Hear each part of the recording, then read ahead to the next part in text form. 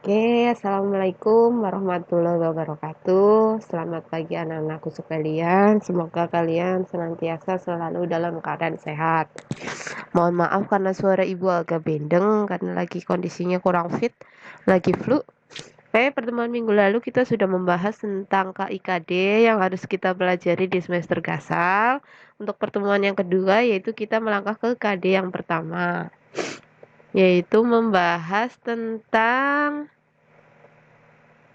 ruang lingkup administrasi keuangan. KIKD-nya yang pertama yaitu memahami ruang lingkup administrasi keuangan.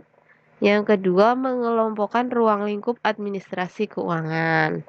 Nah, kira-kira apa saja yang akan kita pelajari yang harus kalian kuasai di kompetensi dasar ini? Nah, yang pertama yaitu pengertian. Jadi nanti kalian harus paham pengertian administrasi keuangan itu apa secara terminologi. Yang kedua yaitu komponen administrasi keuangan itu apa saja. Yang ketiga, prinsip lah. Prinsip dalam memegang administrasi keuangan itu seperti apa. Yang keempat yaitu tujuan dan manfaatnya. Yang kelima yaitu kegiatannya. Oke, kita melangkah ke yang pertama yaitu ke pengertian.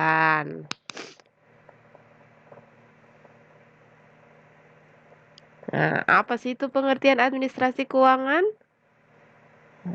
Menurut terminologi, administrasi keuangan berasal dari dua kata yaitu administrasi dan keuangan. Ada yang tahu administrasi itu apa dan keuangan itu apa? Oke, silakan nanti kalian jawab melalui Google Classroom ya. Menurut kalian sendiri pengertian administrasi dan keuangan itu seperti apa? Oke.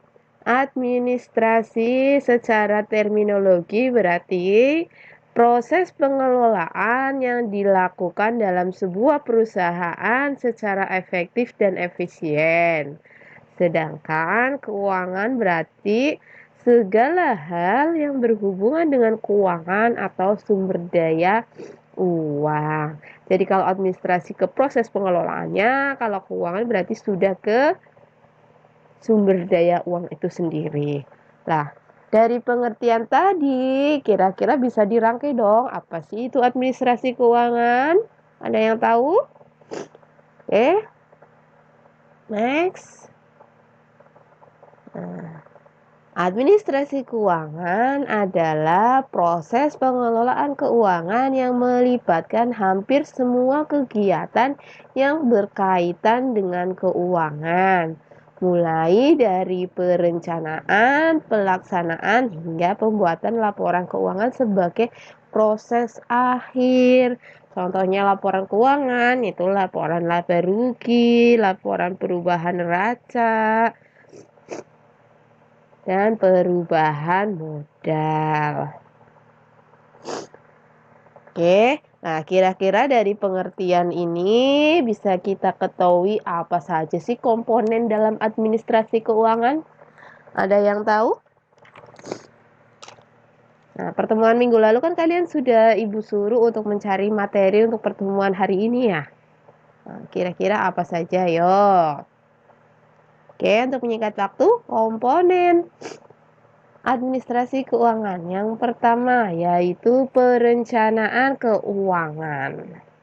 Nah, yang dimaksud perencanaan di sini yaitu membuat rencana pemasukan dan pengeluaran serta kegiatan-kegiatan lainnya untuk periode tertentu. Misalnya kayak di sekolah berarti penyusunan RKAS, rencana kegiatan anggaran sekolah. Yang kedua, yaitu penganggaran keuangan adalah tindak lanjut dari perencanaan keuangan dengan membuat detail pengeluaran dan pemasukan. Setelah dirancang, terus dianggarkan. Selanjutnya yang ketiga, Pengelolaan keuangan yaitu menggunakan dana perusahaan untuk memaksimalkan dana yang ada dengan berbagai cara. Jadi setelah direncanakan, dianggarkan, itu dikelola. Yang keempat yaitu pencarian keuangan. Mencari dan mengeksploitasi sumber dana yang ada untuk operasional kegiatan perusahaan. Yang kelima, yaitu penyimpanan keuangan. Mengumpulkan dana perusahaan serta menyimpan dana tersebut dengan aman, misalnya menyimpan di bank atau di brankas. Yang keenam, pengendalian keuangan. Melakukan evaluasi serta perbaikan atau keuangan dan sistem keuangan pada perusahaan. Jadi setelah kita melihat tadi anggarannya untuk apa saja, itu perlu dievaluasi. Kira-kira ini anggarannya melebihi apa tidak, kekurangannya di mana, kelebihannya di mana, lah itu harus dievaluasi. Yang ketujuh yaitu pemeriksaan keuangan. Yang dimaksud pemeriksaan keuangan di sini melakukan audit internal atau keuangan perusahaan yang ada agar tidak terjadi penyimpangan. Jadi semua kegiatan-kegiatan itu dilihat, diperiksa betul apa enggak sesuai dengan bukti yang ada. Lah tentunya seorang pegawai administrasi keuangan dia harus memiliki sebuah prinsip. Nah, kira-kira prinsipnya itu apa saja?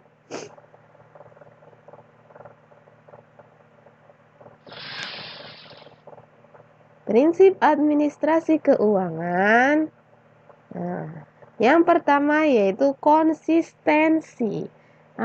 Kenapa harus konsisten? Maksud konsistensi di sini yaitu sistem keuangan tidak boleh disesuaikan apabila terjadi perubahan di organisasi.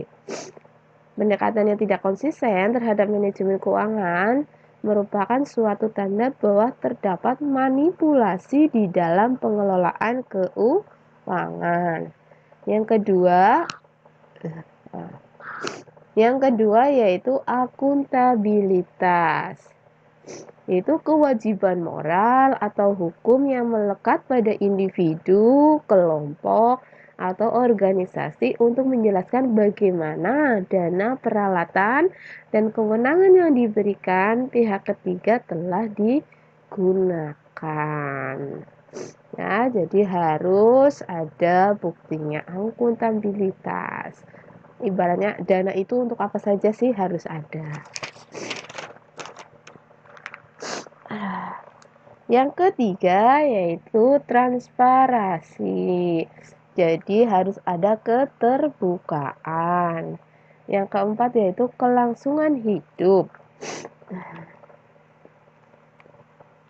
Di sini memiliki makna bahwa keuangan terjaga, pengeluaran organisasi di tingkat strategi maupun operasional harus sejalan. Yang kelima, integritas. Ya, jadi individu yang terlibat di dalamnya harus memiliki atau mempunyai integritas yang baik. Begitu juga laporan dan catatan keuangan juga harus dijaga integritasnya. Yang keenam yaitu pengelolaan. Yaitu organisasi harus dapat mengelola dengan baik dana yang telah diperoleh dan menjamin bahwa dana tersebut digunakan untuk mencapai tujuan yang telah ditetapkan. Yang selanjutnya yang ketujuh, standar akuntansi. Itu bahwa sistem akuntansi dan keuangan yang digunakan harus sesuai dengan prinsip dan standar akuntansi.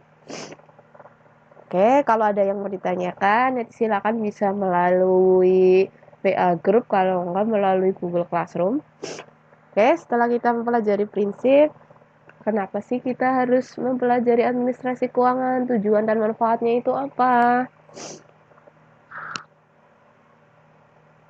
Nah, tujuan administrasi keuangan. yaitu memperlancar proses keluar masuknya uang. Dengan adanya petugas administrasi, jadi kalau kita membutuhkan dana untuk hal-hal misalnya untuk kegiatan rapat, nah, kita tinggal minta ke bagian administrasi keuangan. Jadi prosesnya keluar masuknya uang itu lancar ya.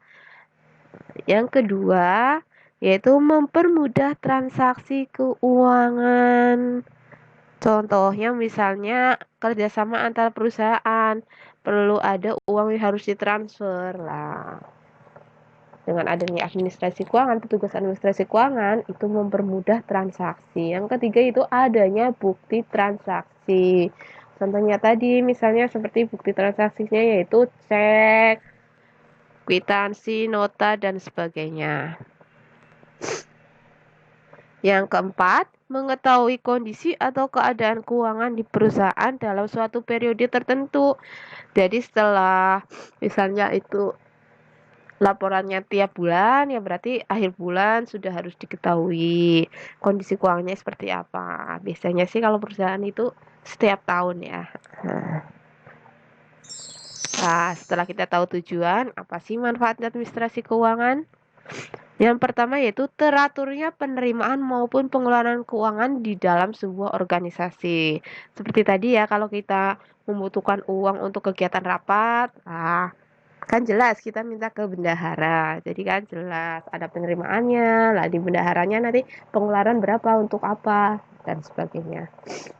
Yang kedua yaitu pemanfaatan uang mampu dikendalikan dan dikoordinasikan dengan baik. Lah, dengan adanya perencanaan tadi yang sudah kita bahas di atas, itu tujuannya untuk mengendalikan keuangan. Yang ketiga yaitu berkurangnya kekeliruan dalam pembuatan laporan keuangan, kaitannya dengan evaluasi tadi. Nah, dengan adanya evaluasi kegiatan-kegiatan apa terus dilakukan audit, benar nggak sesuai apa nggak dengan bukti transaksinya. Nah, itu bisa meminimalisir kekeliruan dalam pembuatan laporan keuangan. Nah, tentunya dalam administrasi keuangan itu sendiri dia itu memiliki sebuah kegiatan, memiliki cangkupan kegiatannya lah apa saja sih. Nah, yang pertama yaitu berdasarkan wilayah kerja, yang kedua berdasarkan kegiatan keuangan, dan yang ketiga berdasarkan pola perbuatan. Oke, silakan untuk materi hari ini kalian cari kegiatan administrasi keuangan dari ketiga bidang tersebut. Ya, dari berdasarkan wilayah kerja, kegiatan keuangan, dan pola perbuatan. Nanti dikirimkan melalui Google Classroom. Contoh kegiatannya apa saja? Oke, untuk pertemuan hari ini Ibu akhiri. Kalau ada yang kurang paham, silakan bisa ditanyakan melalui WA Group. Ya. Terus untuk pelajaran berikutnya, pertemuan berikutnya jangan lupa disiapkan materinya. Oke, Bu akhiri. Wassalamualaikum warahmatullahi wabarakatuh. Terima kasih.